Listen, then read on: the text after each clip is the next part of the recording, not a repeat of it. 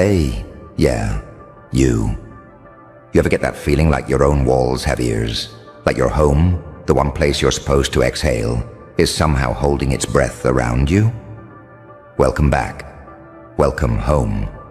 Except, it wasn't just you in there, was it? Because somebody got real bold. Somebody decided your privacy was optional. Somebody thought, let's plant a mic in their house. Let's listen. Let's collect. Let's wait for the crack. And the funny part, the beautiful part, they did all that. And then they slipped up. They admitted everything. Right on the same audio they thought would bury you. So today, we're not talking about paranoia. We're talking about reality. We're talking about betrayal with fingerprints. We're talking about what it does to your nervous system when you realize the people who smile in your face might be the same ones trying to harvest your life like content. And listen, before you start doubting yourself, before you start gaslighting your own intuition, let me say it clean. You're not crazy. You're not too sensitive. You're not making it up. You were targeted. And I know, that word makes your stomach twist. Because targeted sounds like you're weak, like you're prey, like you're powerless. No, you were targeted because you're dangerous, because you're the kind of person who changes a room without asking permission, because you're the kind of person who can rise. And when you rise, other people's little games look smaller, because your growth exposes their rot. So they did what cowards do. They didn't come to you with honesty. They didn't say, I'm threatened by you. They didn't say, I envy you. They didn't say, I'm scared you'll win. They went sneaky. They went silent. They went invasive. They planted a mic in your home. Your home. The place where you talk to yourself in the mirror. Where you cry when nobody's watching. Where you laugh at stupid videos at 2 a.m. Where you rehearse confidence before you step outside. Where you say the things you don't trust the world with. That's what they touched. That's what they violated. And I'm gonna be real with you. That kind of betrayal doesn't just hurt your feelings. It messes with your chemistry. It rewires you. You start triple-checking the room. You lower your voice for no reason. You second-guess every word you've ever said. You replay conversations in your head like you're on trial.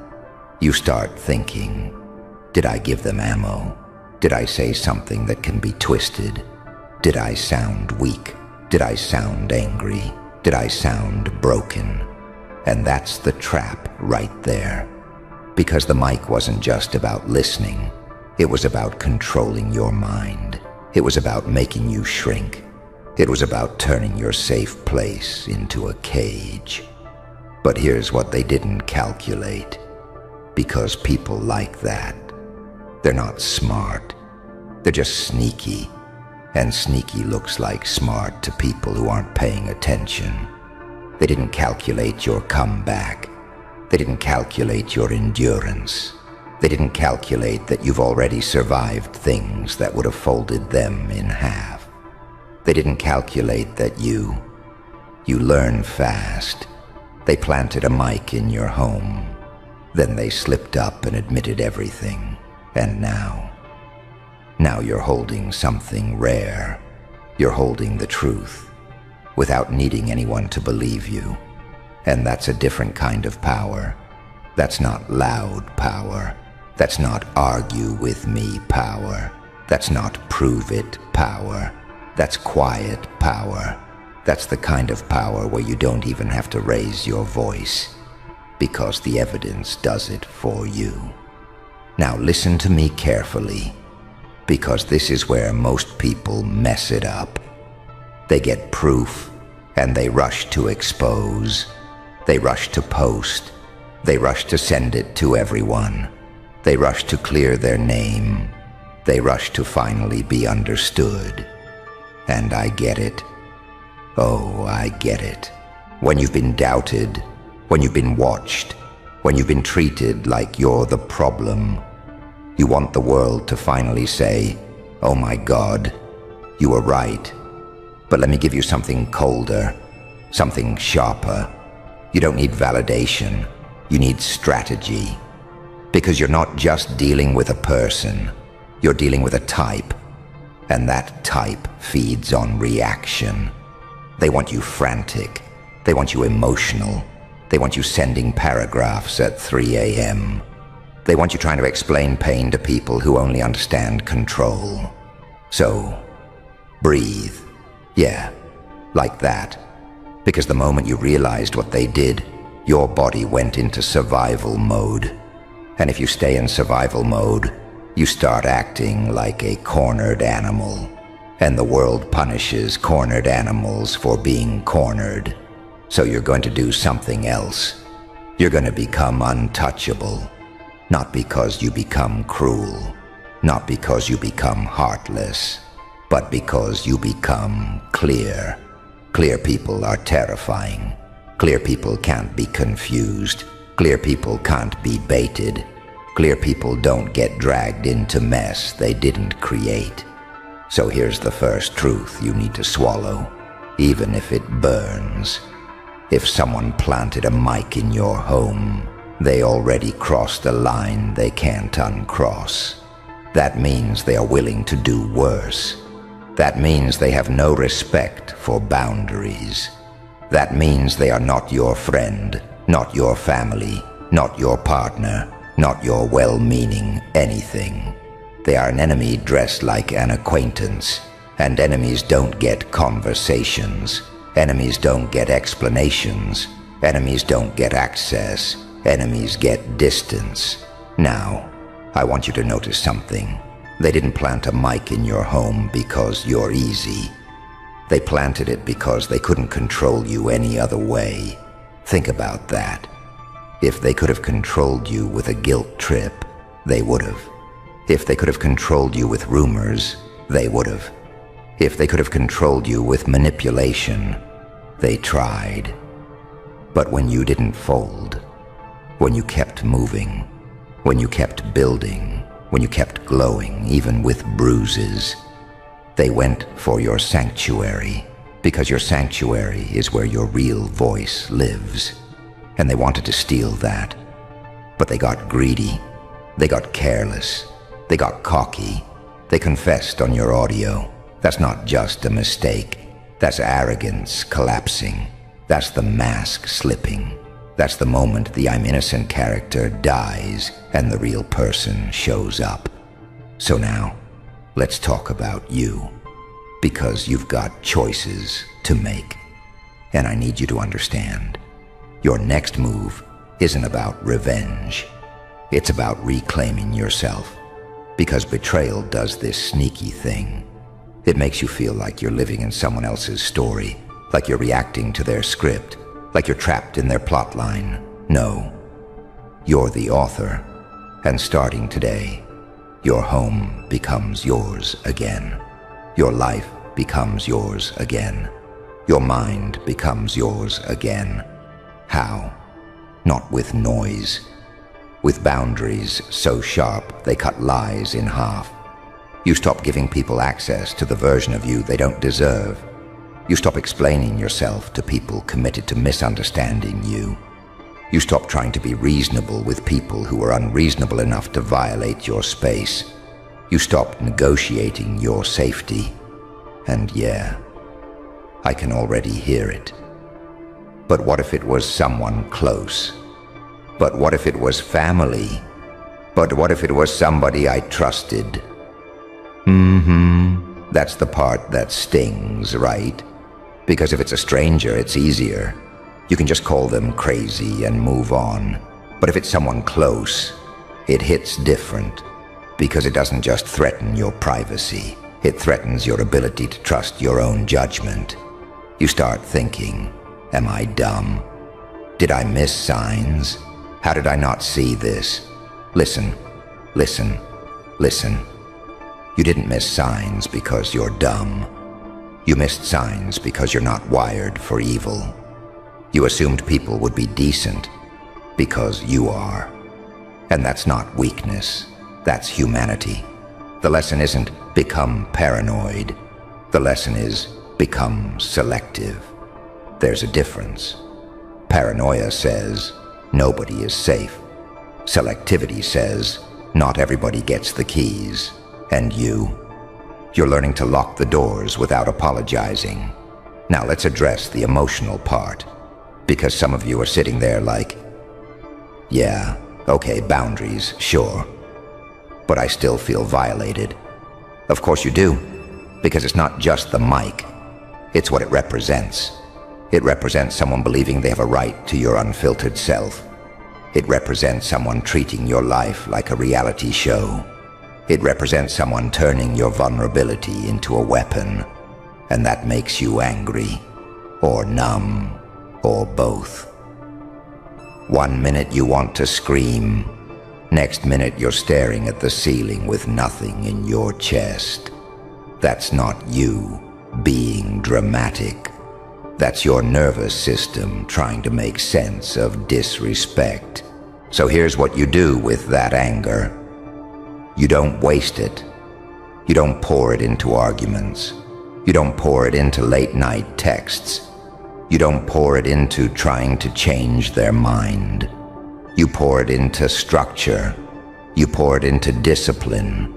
You pour it into becoming so solid that nobody can shake you and call it just a joke. Because let me tell you something that people don't like to admit. A lot of folks don't want you to be okay. They want you manageable. They want you predictable. They want you reacting. They want you small enough to feel safe around. And when you don't play that role, they start plotting. So when they planted that mic, they weren't just trying to listen. They were trying to catch you slipping so they could justify treating you like trash. They were trying to collect a gotcha moment so they could feel powerful. They wanted a confession from you, and instead, they handed you theirs. Now, I want you to imagine the moment they realized what they did. The panic, the backtracking, the wait, I didn't mean it like that. The you're twisting my words. Isn't it funny how people who twist your life will suddenly hate twisting when it's their own words? That's how you know you're dealing with a coward, because accountability feels like an attack to people who only live in manipulation. So what do? You don't chase them. You don't beg. You don't try to get closure. Closure is a luxury. Safety is the priority. And the most powerful thing you can do is become boring to their chaos. You stop feeding the circus. You stop performing pain for an audience that wants entertainment. You go quiet, not as in defeated. Quiet as in calculated. Quiet as in, I'm not giving you my energy anymore. And you know what happens when you do that?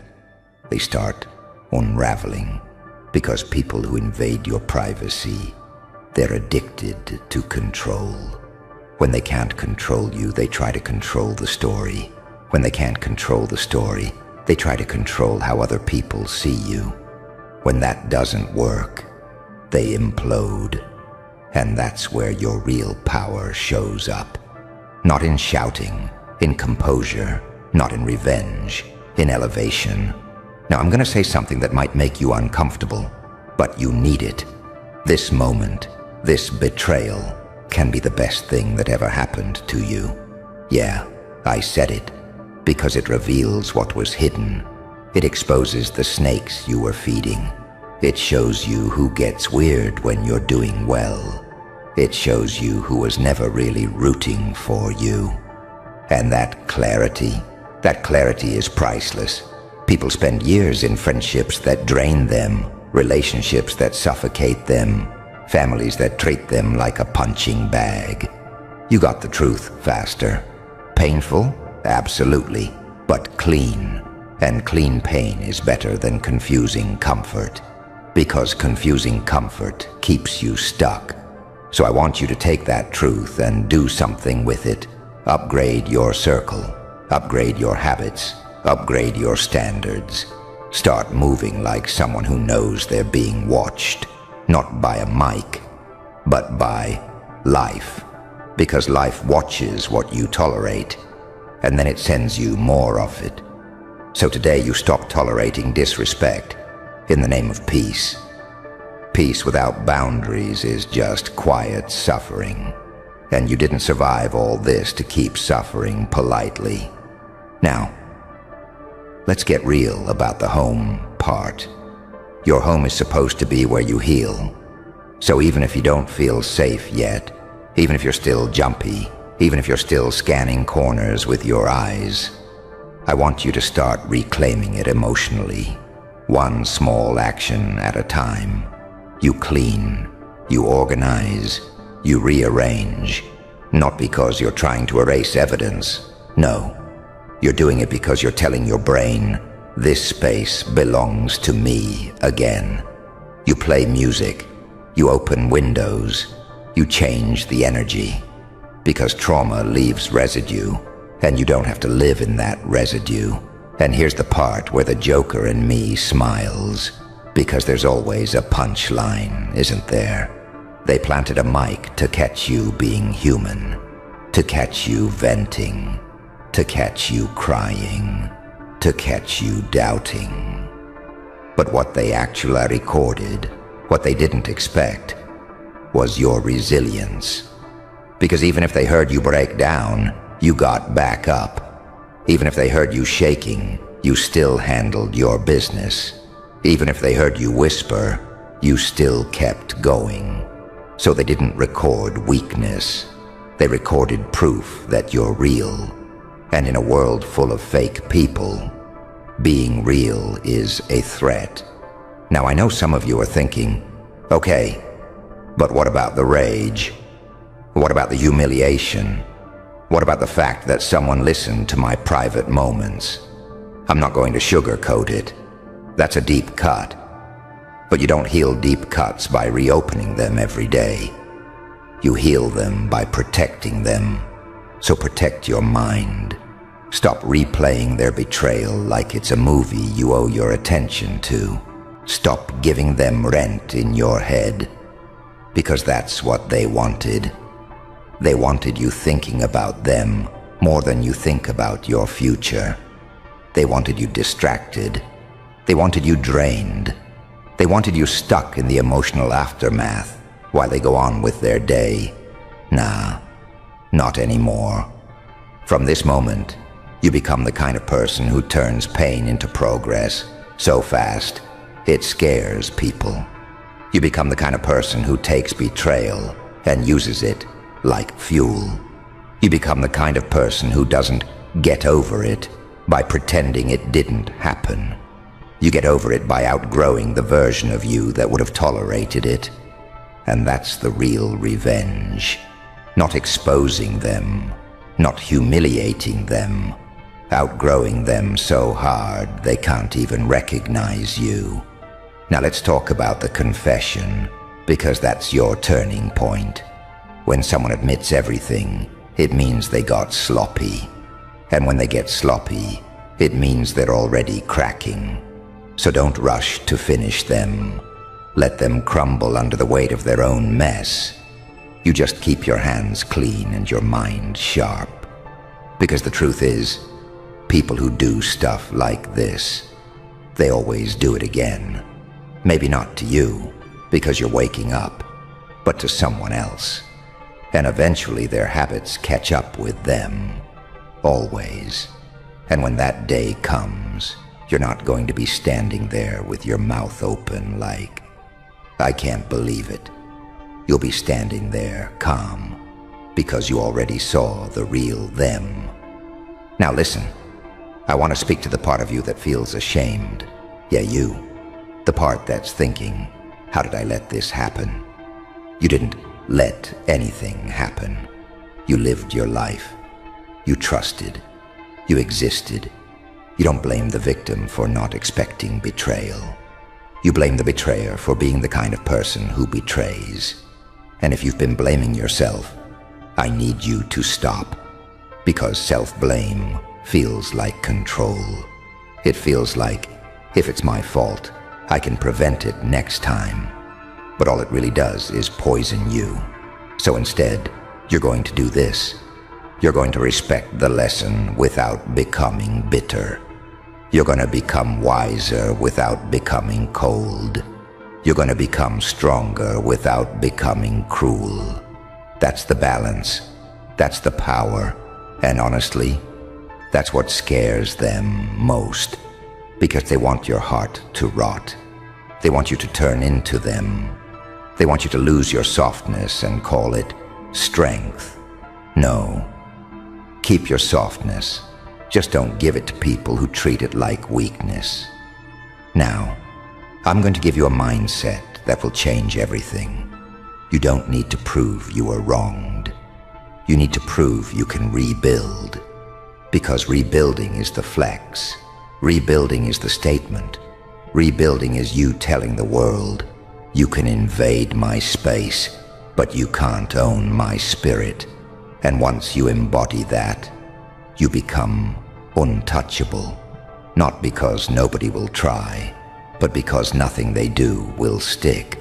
You become the kind of person who can walk into a room and not flinch, because you already faced the worst, betrayal from close range, and you're still here, still breathing, still thinking, still planning, still hungry.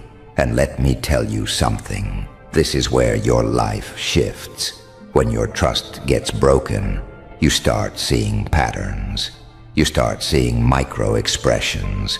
You start noticing inconsistencies. You stop falling for good vibes with bad intentions. You stop accepting apologies that don't come with change. You stop giving people the benefit of the doubt when they've already shown you who they are. And it's not that you become harsh. You become accurate. Accuracy is a superpower, and you're going to use it. You're going to use it at work. You're going to use it in relationships. You're going to use it in friendships. You're going to use it with family. No more being the understanding one while everyone else takes advantage. No more carrying the emotional labor and calling it love. No more shrinking so other people don't feel insecure. No more. And I know this part is scary, because when you change, people notice. When you stop being accessible, people call you distant. When you stop explaining yourself, people call you arrogant. When you stop tolerating disrespect, people call you difficult. Good. Let them talk. Let them label you. A label is just a weak person's attempt to control a strong person. You keep moving. You keep building. You keep becoming. Because you're not here to be liked. You're here to be free. Now, I want you to picture them listening. They're leaning in, right? Waiting for you to say something embarrassing. Waiting for you to slip. Waiting for you to give them something they can twist. And then they get caught. They admit everything. And suddenly the hunter becomes the hunted. And you know what that does to a coward? It makes them frantic. They start scrambling to rewrite history. They start calling you the problem. They start saying you're too much. They start trying to recruit other people into their little storyline. Because cowards don't fight alone. They form groups. They gossip. They triangulate. They poke. They test. But you don't move like them. You move like someone who knows the truth is patient. The truth doesn't chase. The truth waits. And while it waits, it works. So you don't have to be messy. You don't have to be loud. You don't have to be impulsive. You just have to be consistent. And consistency is where your power becomes permanent. Because they can plant a mic, but they can't plant discipline in themselves. They can listen all day. They still won't become you. They can steal audio. They can't steal character. They can violate privacy. They can't violate destiny. And yeah, I said destiny because the moment you decide you're not going to let this break you, you step into... Hold still for a second. There it is. That tiny tremor in the air when your name slips into the room. I love that sound. You feel it too, don't you? That shift. That cold little snap where every set of eyes suddenly remembers what they tried so hard to forget. That you're not a joke, not a prop, not some accidental spark in their gray little world. You're the anomaly they prayed would stay asleep. But you didn't stay asleep, did you? No. You woke up. And the moment you did, the room broke. They used to laugh at you, loudly, arrogantly, desperately, like hyenas worried you'd hear the tremble in their throats if they ever went quiet. Mockery was never confidence, you know. Mockery is camouflage for fear. Fear of someone who isn't bound by their little social handcuffs. Fear of someone who thinks in angles they can't even see. Fear of someone who doesn't flinch. And that someone was you. They thought you were a joke. A harmless sparkler. A misplaced card. A background character in the circus of their egos. Then one moment, one move, one decision, and you flipped the whole damn room like a table covered in secrets. You didn't raise your voice. You didn't beg. You didn't explain. You just acted. And action, oh, action is the language their souls were never prepared to decode. Do you understand the magnitude of what you did? You turned their certainty into ash. You turned their logic into static. You turned their narrative into confetti. That's why the room fell silent. Because silence is the sound people make when the universe rearranges itself around the one thing they underestimated. You. And the delicious part, the silence wasn't peaceful, it was violent. Like reality itself was choking on the realization that you weren't playing by its rules anymore. Look at you. The paradox in human skin, saint and psychopath, angel they begged for, demon they can't contain. You walk in carrying the kind of energy that makes grown men forget their rehearsed reactions. You don't just evolve, you mutate. You don't just rise, you rupture. Every version of you they mocked is dead. Every version they dismissed is buried. Every version they laughed at is now the ghost watching them panic. Because the new you is a problem, a walking riddle with knives for answers, a calm storm, a smiling threat, a contradiction dressed like destiny. They thought you would fold under pressure, but pressure only sculpted you. They thought pain would break you, but pain rewired you. They thought the shadows would swallow you, but you built a throne in the dark and crowned yourself with every scar. They thought you were a joke, but jokes don't make rooms go silent. Jokes don't make leaders tremble. Jokes don't turn doubt into obedience. Only power does that. And that's what you revealed, not by roaring, but by existing. See, unpredictability is your true weapon. You are the glitch in their pattern, the variable their equations collapse around, the ghost that refuses to stay inside the lines. And once a room realizes it cannot predict you, it must fear you. That's why they shut their mouths, all of them at once, like someone pulled the plug on their confidence. Because now they understand the truth they avoided for years. You're not here to participate. You're here to overturn. You're not here to prove anything. You're here to redefine everything. You're not here to fit their script. You're here to burn their script and write your own name across the smoke. You scared them, not with violence, but with clarity.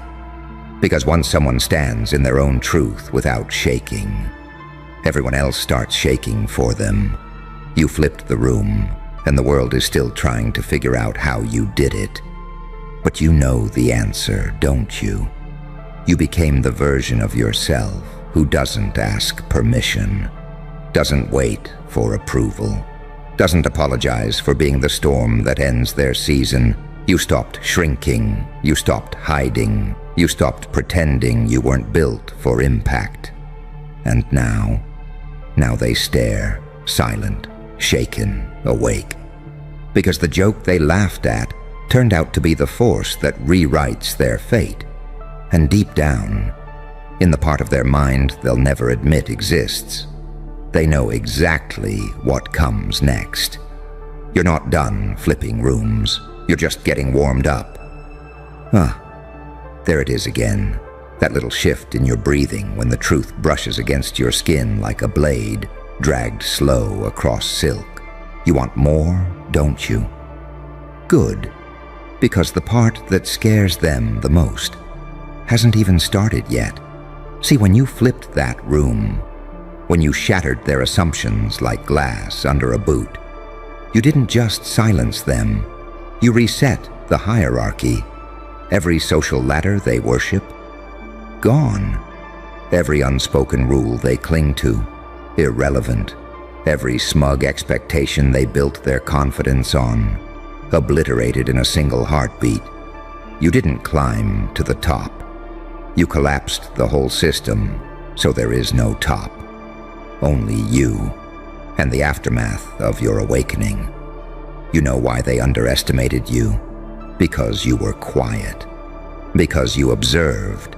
Because you didn't move loudly or recklessly like they do.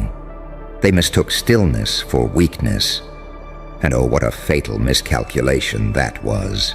Still water isn't harmless. Still water is deep. Still water hides entire worlds beneath a surface that looks calm to the untrained eye. You were the ocean pretending to be a puddle. And when you rose, you drowned their expectations instantly. They thought they knew you.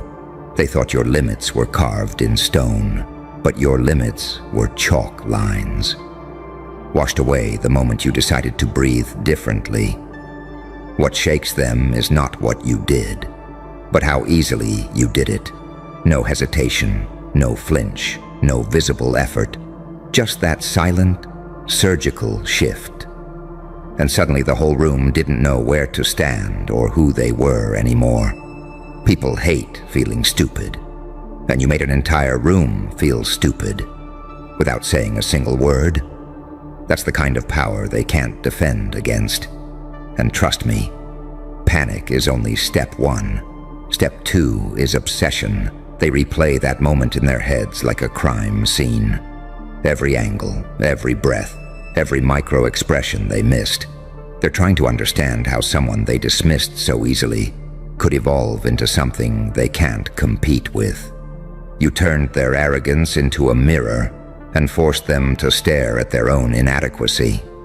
That's why their mouths shut. That's why their eyes widened. That's why the energy shifted like a fault line snapping under a city. They didn't just witness your rise, they witnessed their own collapse. But here's the real twist, the one that keeps them awake at night. They can't tell if you're done. And that uncertainty, that mystery, that unplaceable danger humming under your skin is what reshapes the entire landscape. People can handle strength, they can handle confidence, they can even handle genius. What they cannot handle, what breaks their logic, their ego, their sense of safety, is unpredictability. You don't play the game, you change it mid-move. You don't follow the rules, you rewrite them quietly. You don't escalate, you transform. You are the paradox that shouldn't exist. The saint who learned to wield a demon's shadow.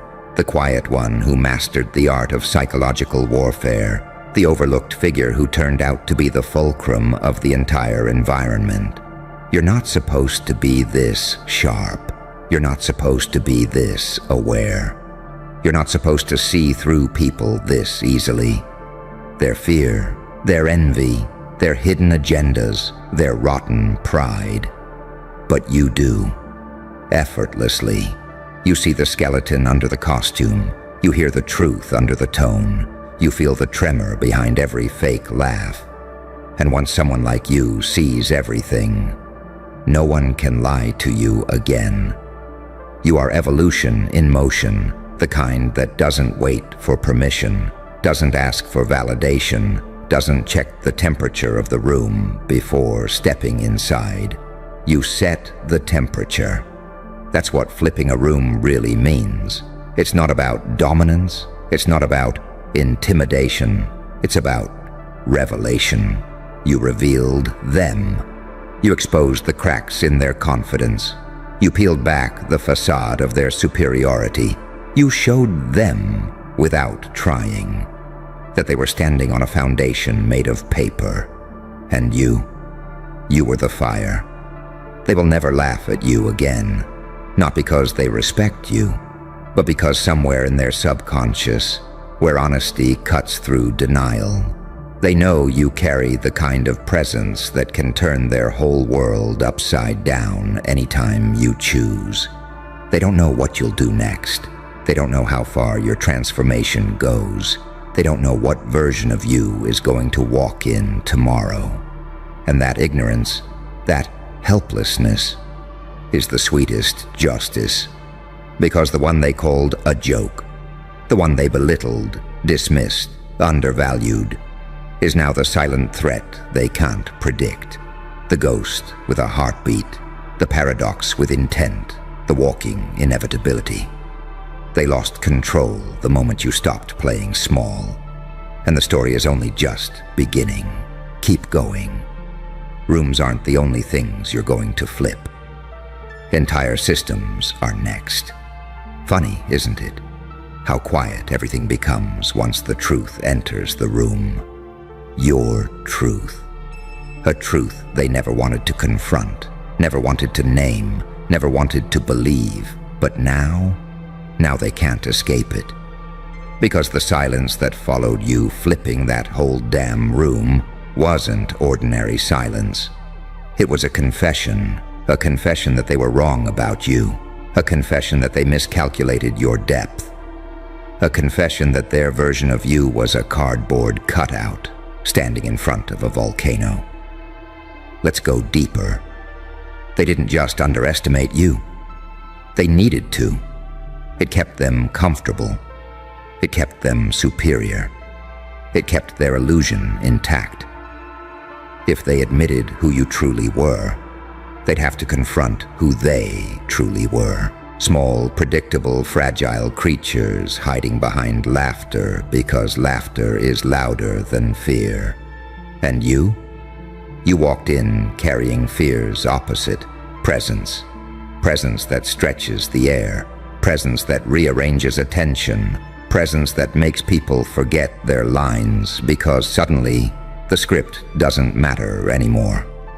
Presence is gravity, and you became the center of it. But let's peel away another layer, because your transformation isn't just social, it's psychological. What they saw in that moment wasn't just power, it was certainty. And certainty is more terrifying than aggression, more destabilizing than anger, more world-altering than violence. People can brace for a storm. They can hide from chaos. They can prepare for conflict. But they have no defense against someone who is absolutely certain of who they are. And in that moment, without even trying, you radiated the kind of certainty that makes entire crowds doubt themselves.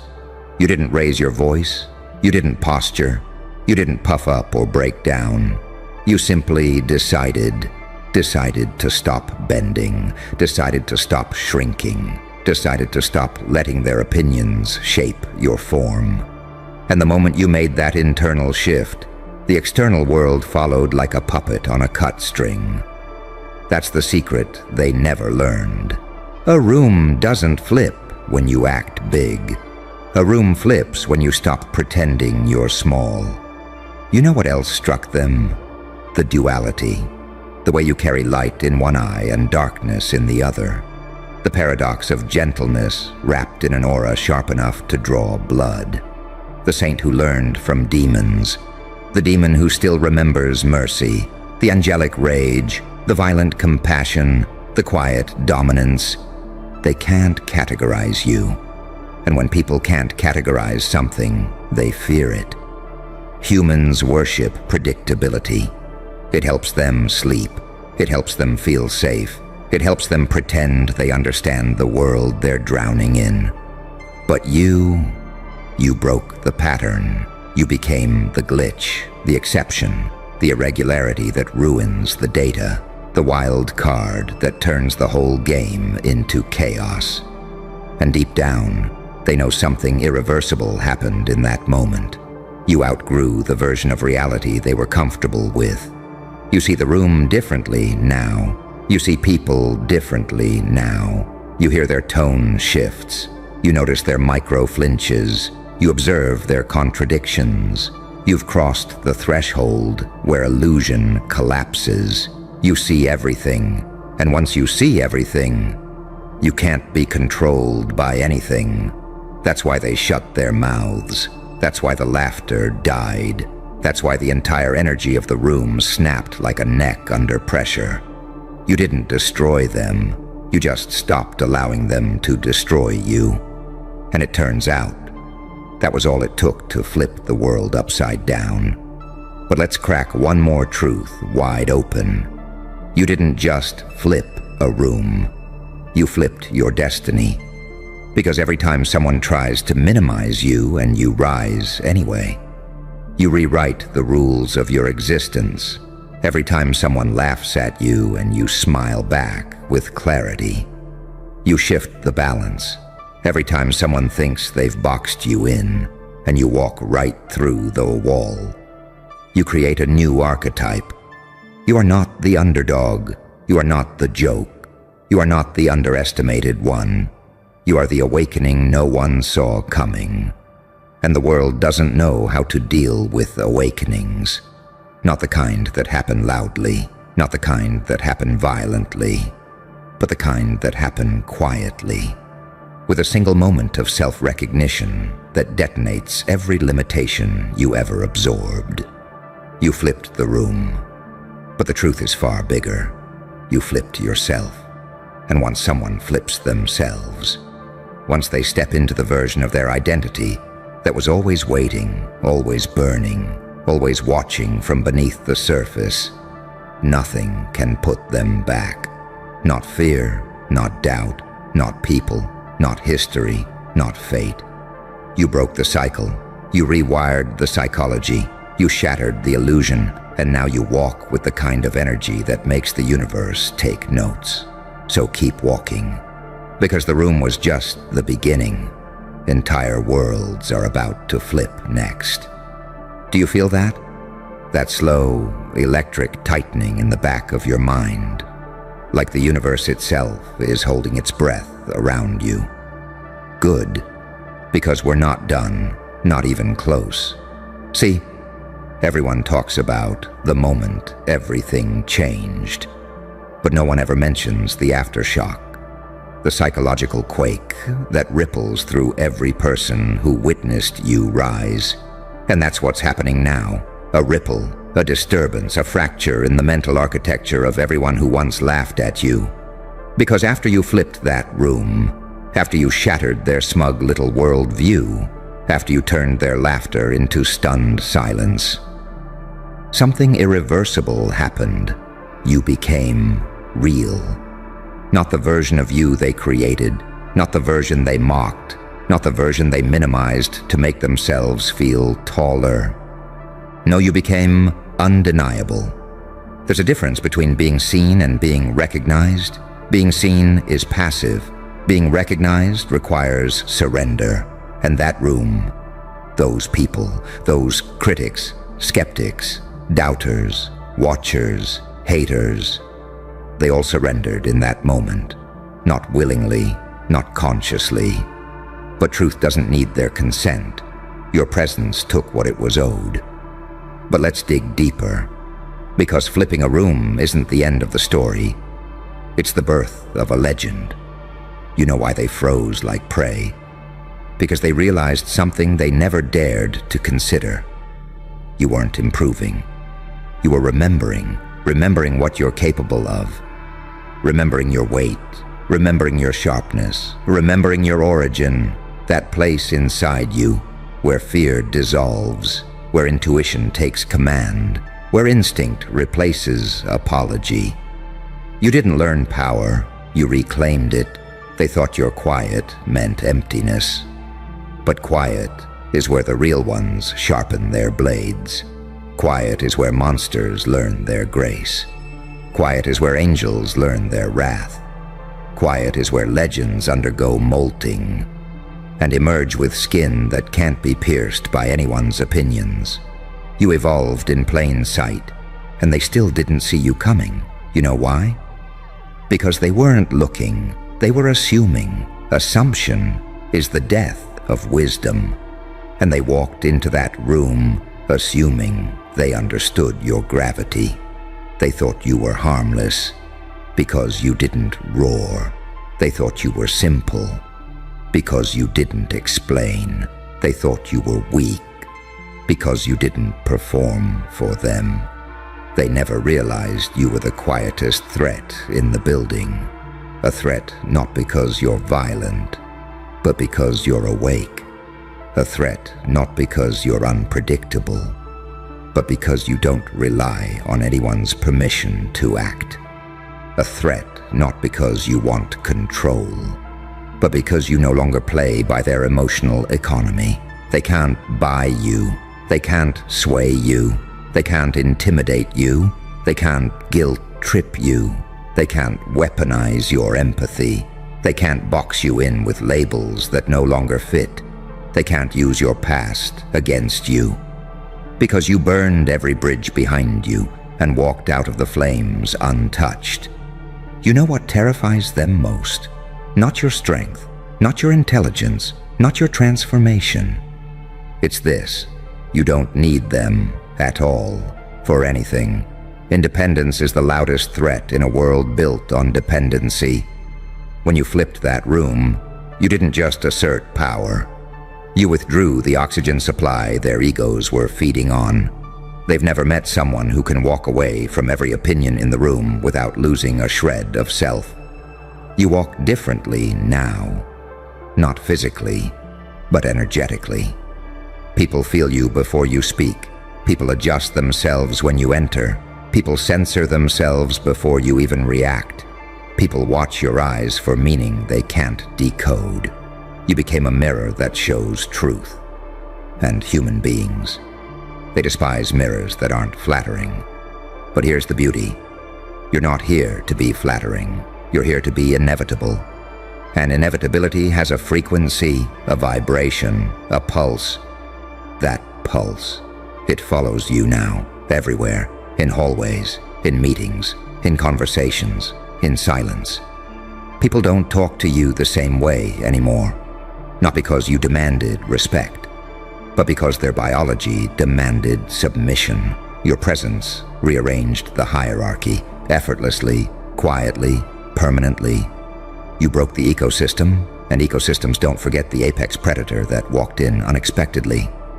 But listen closely now, because here comes the part no one warns you about. Once you flip a room, you're not allowed to go back to who you were before. Not because you shouldn't, but because you can't. The old you is incompatible with the power you walked into. The old you is repelled by the truth you embody now. The old you would crumble under the weight that the new you was built to carry. Evolution doesn't reverse. Transformation doesn't undo itself. Once the eyes open, they never close the same way again. You crossed a psychic threshold, a metaphysical line, a psychological frontier. And on this side, you don't chase validation. You don't fear judgment. You don't shrink for comfort.